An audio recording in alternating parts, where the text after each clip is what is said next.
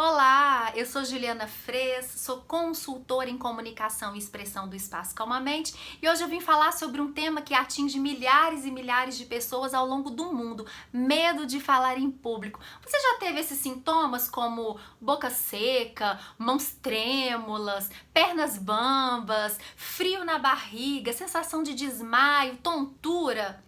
Pois é, esses são alguns dos vários sintomas que as pessoas que têm medo de falar em público desenvolvem quando estão numa situação como essa. E que situação são essas, Juliana? Falar em público é só para quem palestra, só para quem dá aula? Não. Falar em público, a gente considera uma situação em que você se comunica para mais de uma pessoa como uma situação de falar em público. Então pode ser um processo seletivo, pode ser uma aula, pode ser a apresentação de um trabalho da faculdade, a apresentação de uma dissertação de mestrado, de uma tese de doutorado, uma sustentação oral e até mesmo convívio familiar, o convívio social, em que às vezes as pessoas me procuram e falam assim: Juliana, eu tenho dificuldade de me expressar na minha família, ou eu tenho dificuldade de ser entendido pelos meus colegas, parece que a minha voz não sai. Ou outro que ainda diz: olha, eu tentei conduzir uma reunião, mas eu tenho muita dificuldade, me dá branco, me dá um bloqueio, o que eu preciso fazer? Bom, a primeira coisa que eu desenvolvo, que eu pergunto com as pessoas que me procuram para aprimorar e desenvolver a comunicação é: o que você se lembra da sua infância? E aí as pessoas se assustam, às vezes as pessoas falam: nossa, mas isso tem tanto tempo, como que eu vou lembrar? Pois é, por que eu faço essa pergunta? Porque muito do medo de se expressar em público está relacionado às crenças. O que são crenças, Juliana? Crenças são programas mentais que nós desenvolvemos a partir daquilo que vimos, ouvimos e sentimos, seja por repetição ou seja sob forte impacto emocional.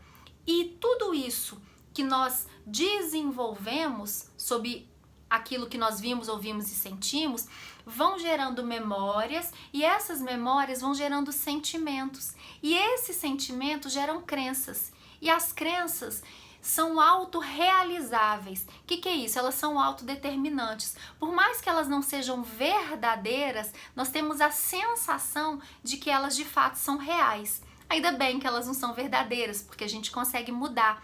Mas as pessoas, até que elas identifiquem que aquilo é um programa mental que está bloqueando e limitando a sua capacidade de se comunicar, você pode perder grandes oportunidades.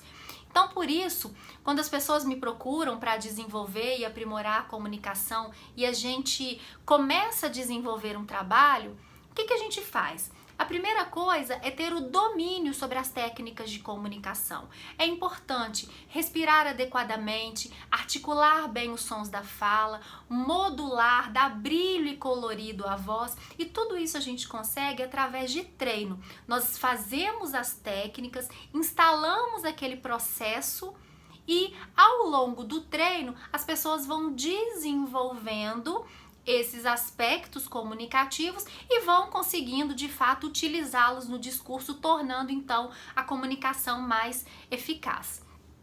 Um outro ponto que a gente também trabalha para tornar a comunicação extraordinária e eliminar o medo de falar em público, que quando as pessoas me contam às vezes situações: ah, Juliana, eu apresentei um trabalho na faculdade e foi um fiasco, eu não consigo passar num processo seletivo, eu fico insegura, eu não consigo me expressar muito bem, ou então, poxa, eu conduzi uma reunião e realmente não foi legal, as pessoas não me respeitaram, enfim.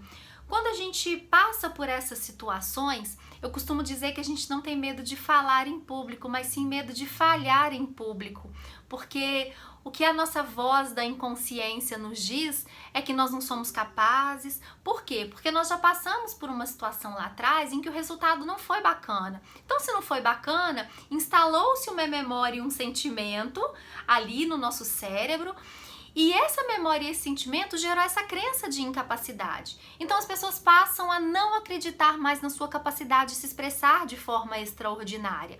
E por isso elas começam a bloquear, a não fazer. Então eu falo, na verdade você não tem medo de falar em público, mas sim medo de falhar em público.